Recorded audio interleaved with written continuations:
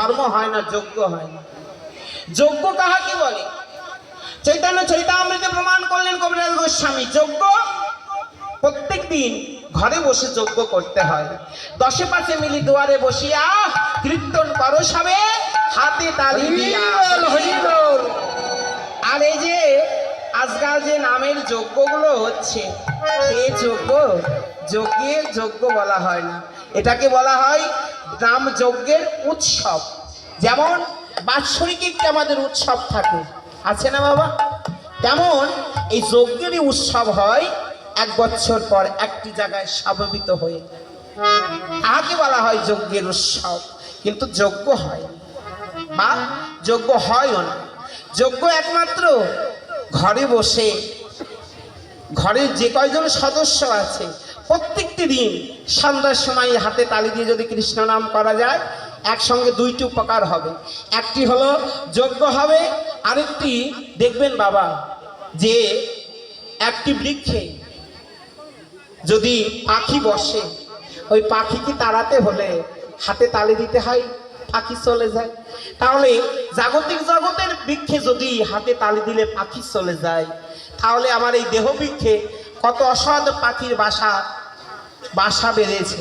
এই অসৎ পাখির বাসাকে তাড়াতে হলে, পাখিকে খেদাতে হলে হাতে তালি দিয়ে যদি সবাই কৃষ্ণ নাম করতে পারি, একদিন আমাদের এই দেহ বৃক্ষের অসৎ পাখি দূরে গিয়ে কৃষ্ণময় দেহটা আমাদের হবেই হবে।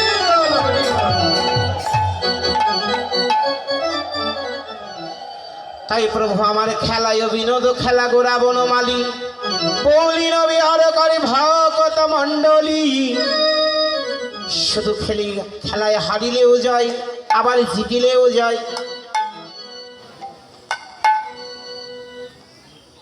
বলুন তো, আমরা তো জানি যারা হেরে যায় তাদের আনন্দ হয়, তাই না?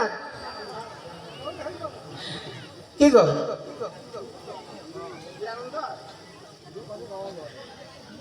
ও বাবা, হারিলে কি আনন্দ হয় না? হয় রে বাবা, হয়। হারিলেও আনন্দ হয়, তবে সব হারায় আনন্দ আসে না। কিছু কিছু হারায় আনন্দ পাওয়া যায় রে।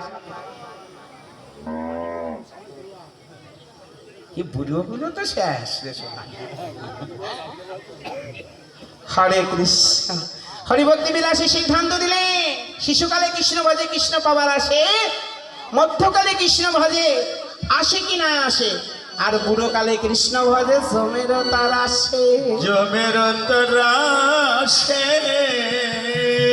ওই যে জম আসবে বলে ব্যথা বিষ বেড়ে যায়, তখন বলে কৃষ্ণ দয়া করো, দয়া করো, বলে রক্ষা করো। সময়কালে তুমি আসনি রে বাবা, অসময়ে ঘাটে এসে দাঁড়ালে কি দেখা পাওয়া যায়? তবু যাই, যদি ডাকার মতো ডাকতে পারো। ওই যে শাস্ত্রে প্রমাণ করলেন, ভজনের মধ্যে হয় নববিধা ভক্তি, কৃষ্ণ প্রেম কৃষ্ণ দিতে ধরে মা শক্তি।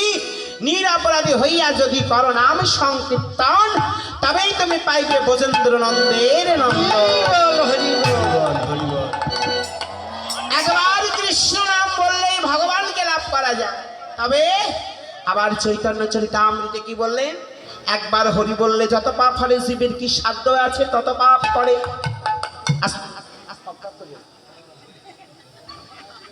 হ্যাঁ, বাজালে বাজে না, তুই এদিকে ঘপা ঘপ করে, এরা হয়েছে তাই। তা দেখুন বাবা, একবার কৃষ্ণ নাম বললে জীবের যত পাপ দূরে যায়, জীবের সাধ্য নাই তত পাপ করে। আবার ব্যাসদেব ভাগবতে বর্ণনা করলেন কি, অনন্ত কোটি কাল ধরে যদি কৃষ্ণ কৃষ্ণ কৃষ্ণ বলো, তবু তুমি কৃষ্ণকে পাবে না। যদি তোমার নামের শুদ্ধতা না আসে, যদি তোমার নামের ক্রিয়াটা না করতে পারো, ক্রিয়া হবে কি করে? নাম যেদিন শুদ্ধ হবে। ভাগবতে বর্ণনা করলেন, অনাচারের মুখে কৃষ্ণ কথা শোনার থেকে না শোনাটাই শ্রেয়। এই যে যজ্ঞ করছি আমরা, এক একটা দল ৮০,০০০, ৯০,০০০, ১ লাখ টাকা দিয়ে কিনে আনি, ১ লক্ষ টাকা দিই। অনেকে আবার বলে বলে আমরা নাম কিনে এনে নাম দিই। নাম তো কখনো কিনা যায় না, দলকে কিনা যায়, নাম কি কিনা যায়? কোনো বেটা বলতে পারে আমি নাম কিনতে পারি? পারি না বাবা। কোনো কেউ বলতে পারে আমি নাম বিক্রয় করতে পারি? কখনো নয়। নাম কেনাও যায় না, বিক্রয়ও করা যায় না। তবে দলকে কিনা যায়, দলকে বিক্রয়ও করা যায়। নামকে কিনা যায় না, বিক্রয়ও করা যায় না।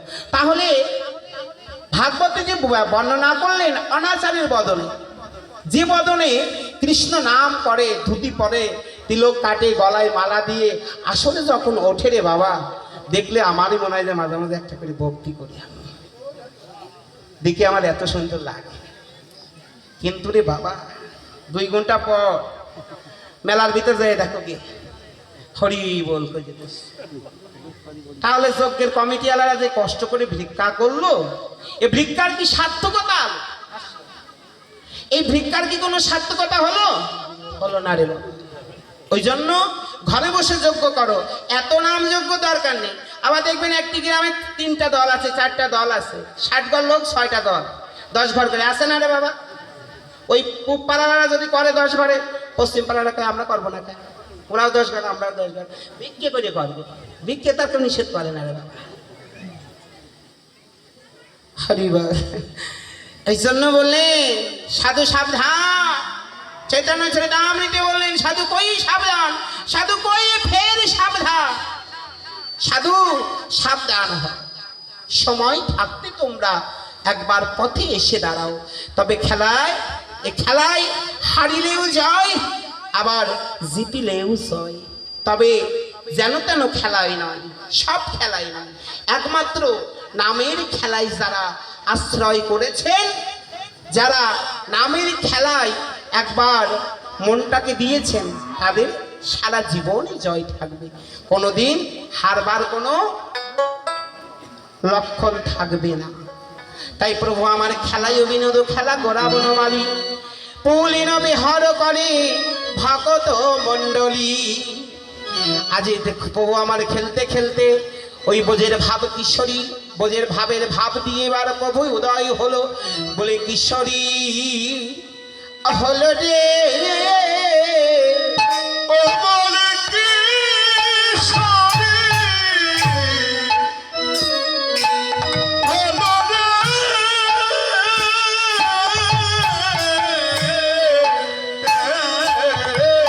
ও দেখো কিশোরী হলো রে,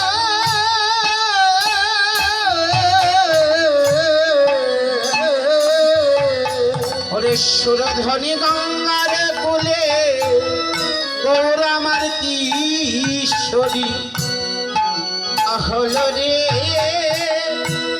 হে। ওই সুরধনী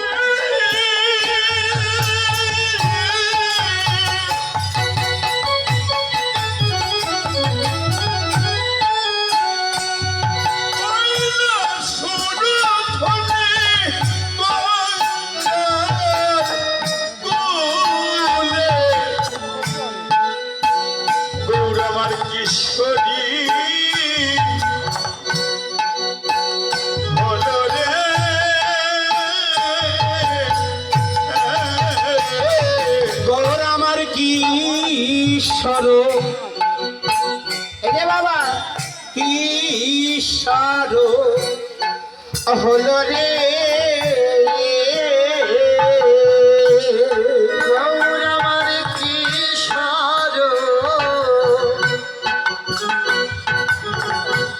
হলো রে,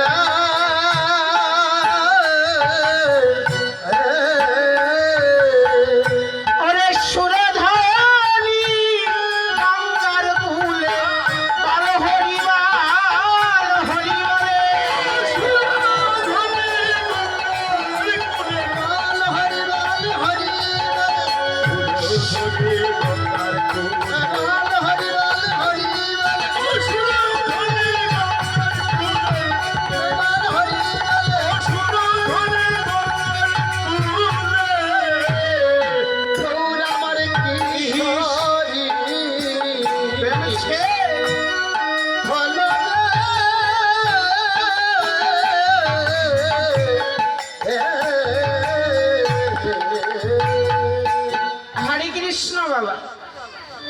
একবার বললেন গৌর আমার কিশোরী হলো রে, আবার বললেন গৌর আমার কিশোরী হলো রে, আবার বলছেন কিশোরও হলো রে।